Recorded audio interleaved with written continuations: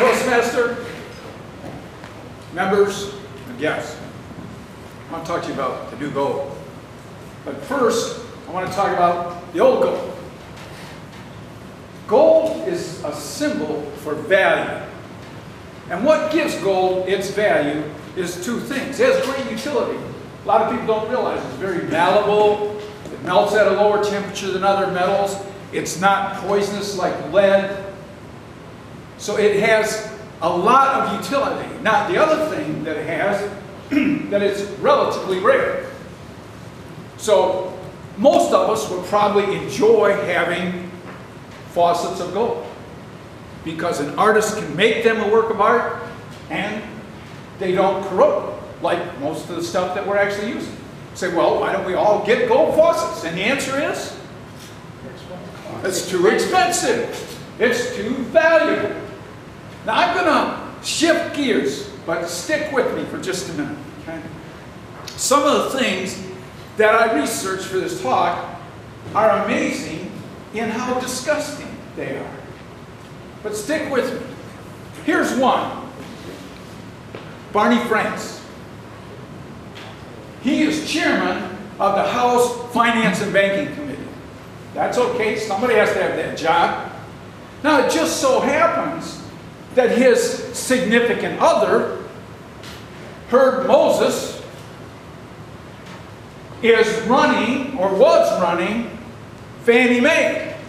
Who oversees Fannie Mae? House Banking and Finance Committee. Now, for some reason, nobody saw this as a conflict of interest. And people were bringing it up. Hey, we need more control over Fannie Mae. Everybody says it's no problem. Now, stop and think about it. If I was sleeping with Beyonce Knowles, and we made her the head of what I'm running, it'd be over the front pages of everything. I guess if you're old, fat, and ugly, you can do things and nobody thinks it's improper influence. What did it cost us? $145 billion. That's how much Fannie Mae has lost. We need Fannie Mae. But we've lost $145 billion. Now let me just throw that out there, because most of us, it takes us more than a year to make $1 billion. $1 billion is 1,000 million. Invested at 10%, you get 100 million a year. You take 2 weeks off to count your money and you can get $2 million the other 50 weeks, every week. And if you don't spend it all that week, then it starts compounding, you got another problem, more money. That's $1 billion. They lost $145 billion so far.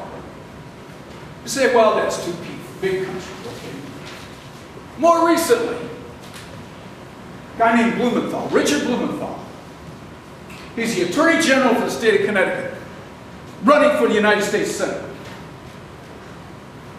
He misspoke.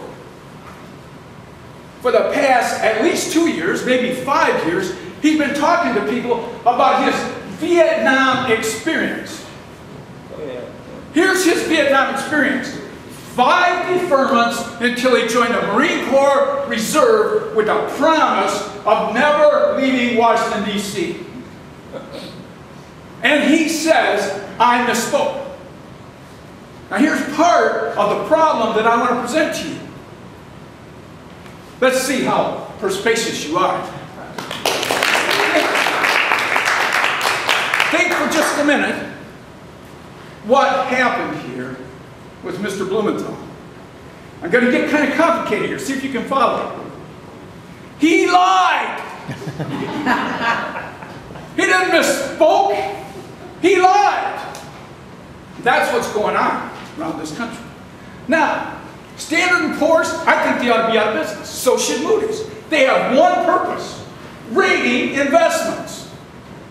But they saw a lot of money being made, so they lied on the rating, on how they rated them.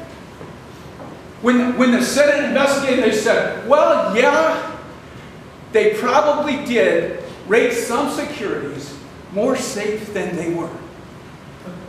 Let's try this perspicaciousness again. What did they do?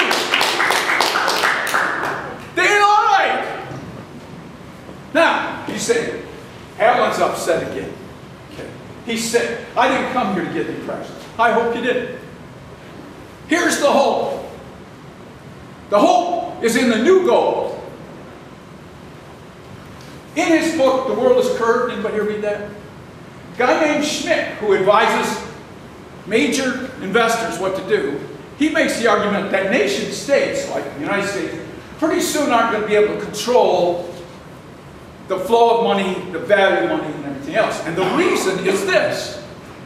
The funds, the independent funds out there, are getting to the point where they control more money than nation states.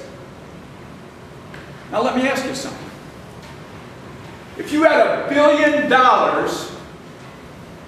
and you're going to invest it, by the way, it's hard to spend it all in a day, so you probably wouldn't invest it.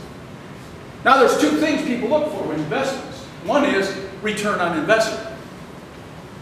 The other is return of investment.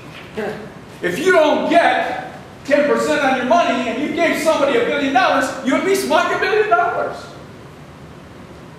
Now, back to this word again, persuasion. I want you to think of it. If you were investing $1 billion, what would be your primary concern about who you put it with and why you put it with? Anybody? All of them. Security. Now, how are you going to find security for your investment? What would you be looking for? Collateral. Collateral? Collateral doesn't work. Rating. We found what? Rating. Well, you look for a rating, but how about this? Integrity. Integrity. You want somebody you can count on, not some Moody's or Standard & Poor's that's going to change the story because they can make an extra $100 million this year. It's integrity. It's not something that can be bought off by a beautiful woman or $1 million or anything else. It's a consistent value position. This is the new goal. This is new goal. All of us have the potential to offer more in the business and economic community than you can imagine. What do you have to do? You don't have to be smart. You don't have to be rich yet. Integrity. Can I count on what you say? Do your actions match your statements about your values? Let me tell you something. Integrity has value, it will have value, and it is the new goal. If you don't have it, get it. It's going to be the most valuable thing in the world. Thank you.